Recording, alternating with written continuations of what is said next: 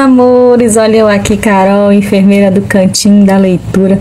Tô aqui para mais uma live aqui no Cantinho e vamos estar aqui recebendo a escritora, olha aí, Heloísa Aragão, maravilhosa, olha aqui, Espada de Ançã, Grito de Mulher, olha que lindo. Vamos estar aqui batendo papo, literatura escrita, ancestralidade e vai como pode. Então seja muito bem-vinda. Se apresente a todos nós aqui, Heloísa. Obrigada pelo convite. Eu queria comentar, Carol, também sobre, fazendo uma introdução. Olha aí, o poetizado Cantinho da Leitura. Sobre o seu livro, porque tem uma história, então eu já me apresento, mas eu vou comentar. A minha mãe, ela trabalhou muitos anos em hospital como técnica de enfermagem, e então ela trabalhava na área da UTI. Então, para mim, tem uma relação muito especial, forte, o seu livro ter chegado, eu conhecer um pouco da sua história, por conta de você ser enfermeira. Acho que agora também você pode exercer outras profissões, não sei exatamente, mas eu achei muito humana, a forma como você lidou com a situação, de recolher as histórias, de levar os poemas aos pacientes e de fazer desse ambiente tão doloroso muitas vezes, que é o hospital, você ter essa expressividade, se tornar poeta e assim ter aberto, fundado o Cantinho da Leitura. Eu acho muito bonita a sua história e tocante. Ainda hoje comentei com a minha mãe, então quero realmente também parabenizar. Para mim realmente é uma honra, porque aí fica mais fácil para a gente entrar também no assunto sobre as mulheres, a poesia em geral, as mulheres.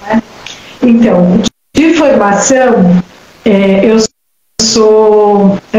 trabalhei muito na área editorial, ainda trabalho. Eu tenho graduação em História, mestrado e doutorado na área de História Social.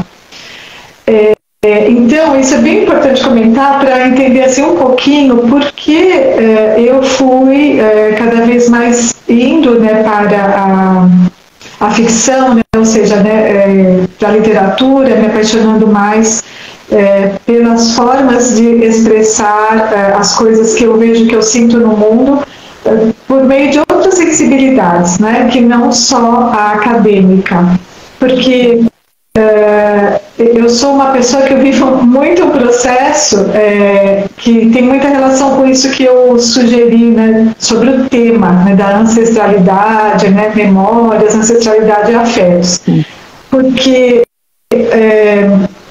mais ou menos o seguinte, então quando a gente estuda no universo acadêmico, ainda mais no momento em que eu fui formada, como foi essa minha formação, a gente tinha muito as normas de não reconhecimento, por exemplo, dos povos que formaram o Brasil, não é mesmo assim, então indígenas, negros, era sempre uma visão ocidentalizada, da forma de estudar, de observar as coisas, da própria narrativa.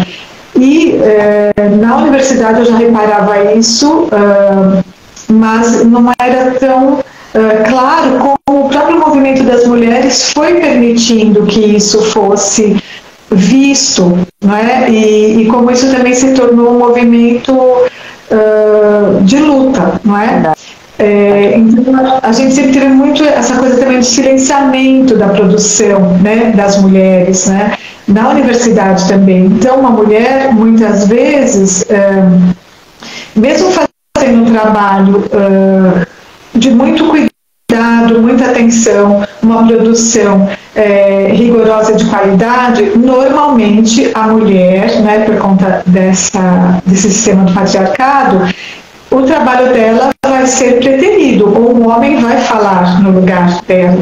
não é? Então isso é uma coisa que atravessa, né, muito a minha história como de outras mulheres, né? Então nós vemos mais ainda a necessidade de as mulheres se expressarem, né? Então se expressarem em todas as áreas, em todos os campos de atuação e sobretudo muito, né, por meio das suas vozes, né, nas palavras, na literatura, né, nos saraus, enfim, é bem abrangente isso, né?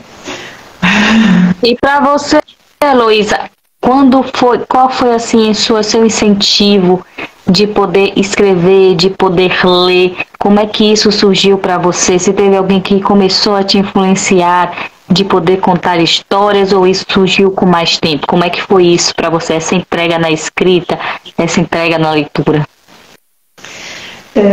Assim, eu venho de um ambiente de classe média baixa, né? Minha mãe, então, é dona de casa, meu pai militar, muito severo, muito rigor, né?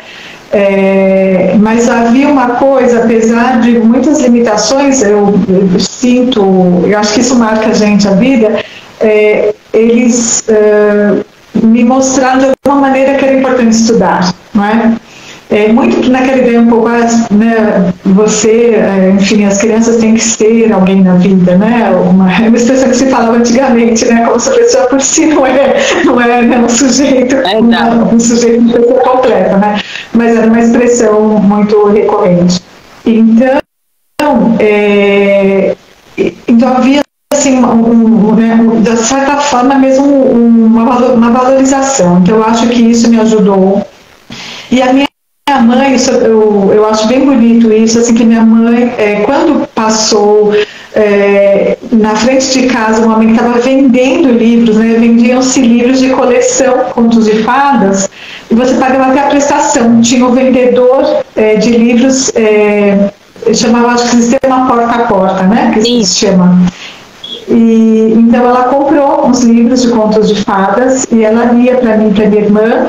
E tem um livro que eu tenho até hoje, que eu amo, de capa grossa, né, que tem os poemas e também ilustrado. E eu lembro que aquilo já me remetia para um outro mundo, para um outro universo, né? Então, eu tive, felizmente, a minha mãe que contou histórias, né? E